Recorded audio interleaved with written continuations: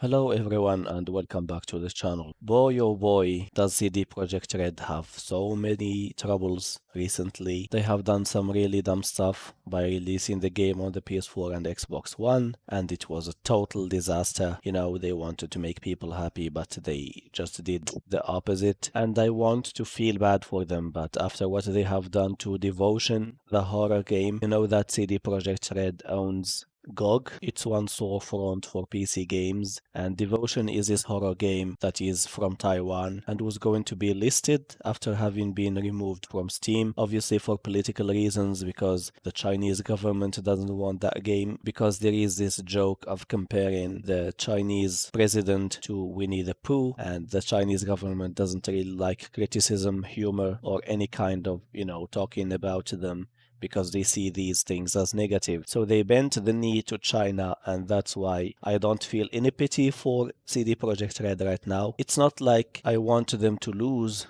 but again, they have done something really, really horrible. And here we have a tweet from Ask PlayStation, and it says Sony Interactive Entertainment strives to ensure a high level of customer satisfaction, and we will begin to offer a refund for all gamers who have purchased CyberPunk 2077 via PlayStation Store and want a refund. Please visit the following link to initiate a refund. And this is actually what has CD Projekt Red promised, that they will initiate refunds for people who don't want to wait for updates and patches of the game. And I praised CD Projekt Red for having this initiative of giving refund to people, because there are so many other companies that release games in such a horrible state and they don't do anything about it. They might try to make an update or two, but they almost never initiate a refund for people who don't want to have anything to do with their game. And it doesn't stop there, because CyberPunk 2077 has been removed from the PlayStation Store, and CD Projekt Red issued a statement here saying, following our discussion with PlayStation, a decision was made to temporarily suspend digital distribution of CyberPunk 2077 on PlayStation Store. You can still buy physical versions of the game in brick-and-mortar stores and online. All purchased digital and physical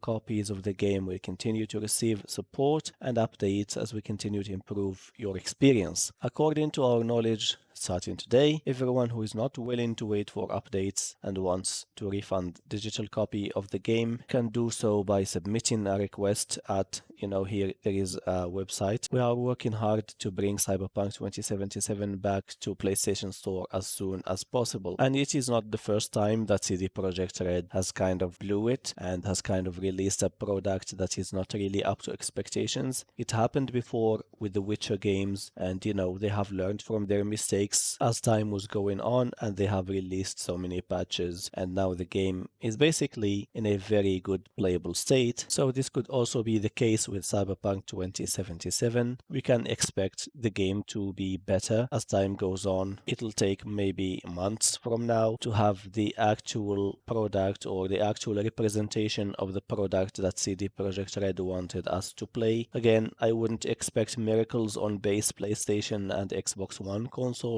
because they are not that powerful to handle a game like Cyberpunk 2077, but again, the experience will be much better than it is right now. And you can see here so many people replying. Someone here says too late, and here we have Cyberpunk 2077 for the PS4. Metacritic score is 52 and user score is 3.0. And that is actually true. If you go to the Metacritic web page for PlayStation 4 game, you can see here that it has 55 and 3.1 for user score. So yeah, it's not really the best experience out there. Just for the sake of comparison, this is on PC, so it's 87 for Metascore and 7.1 for the user score. And if you scroll down here, you will find that there are a lot of other reactions. Obviously, no one is happy about this, because, they don't want the game to be pulled from the PlayStation Store, but they also want a better experience. And we can't ignore the fact that the PlayStation 4 has sold more than 100 million units. So yeah,